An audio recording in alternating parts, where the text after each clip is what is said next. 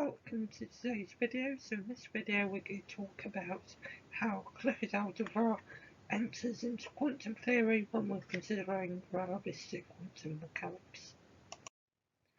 So this is going to be a rather short presentation because we're just looking at one specific thing, which is what Clifford algebra is and what it has to say about the nature of relativistic quantum mechanics. So we start by motivating a new equation. We do this because the Klein-Gaussian equation doesn't really work. And it doesn't work because it predicts negative probabilities. And these negative probabilities are associated with negative energy states. And the negative energy states we get from the second order in the time derivative, and we can see that if we think about a plane wave.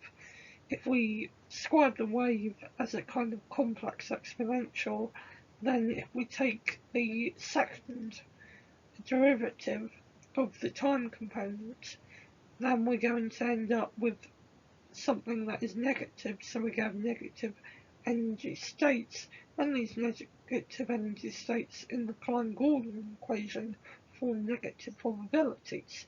Now we can't make sense of negative probabilities because these are probabilities which are essentially saying something is less likely to happen than it being completely impossible, and that doesn't make any logical sense, so we can't have negative possibilities. So we can get around this by having the first order time derivative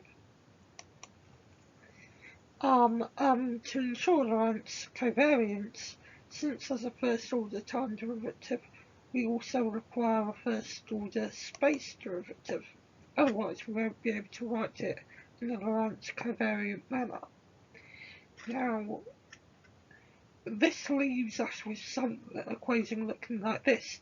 Now here we have an m instead of an m squared because energy is related to mass, and energy is related to the first order time derivative. So since we have just a first order time derivative, we just have mass. We don't have m squared or anything. There's no squaring of the mass. So we have an equation that looks like that. Now I put gamma to be essentially coefficients, and there are going to be coefficients that will become very important, and their nature will become very clear when we go on to play around with this expression a bit.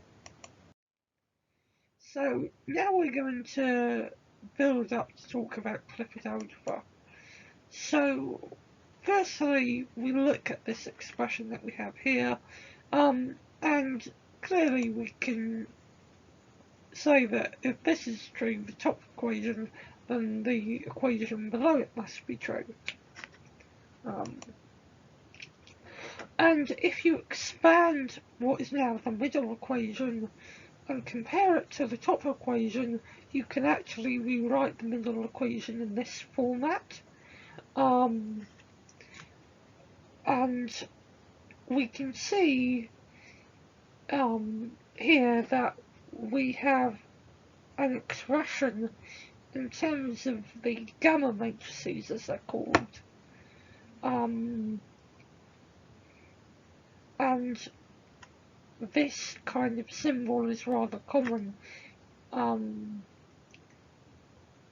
we see this really across physics, but it's just worth pointing out that we have this kind of curly brackets here, and it's important to remember what those curly brackets mean. Now this equation has to turn into the Klein-Gaussian equation. The Klein-Gaussian equation might not be completely correct in that it predicts negative probabilities, and that's to do with a misunderstanding of the nature of this wave function psi. But if this kind of equation is going to turn into the Klein-Gaussian equation, we require that this is true. And this relation is satisfied by any gamma matrices, well, that satisfies this kind of property, and we call any kind of algebra based around this property a Clifford algebra. So Clifford algebra is about the relationship between the matrices that appear in the Dirac equation and the structure of space-time. Now, because the gamma matrices are matrices, as is required for them to satisfy the condition of Clifford algebra, we can say that our psi must itself be a column vector, or possibly a row vector, but it has to be a vector. It can't be something with a single component. And an understanding of what all these components are leads to the distinction between particles and antiparticles.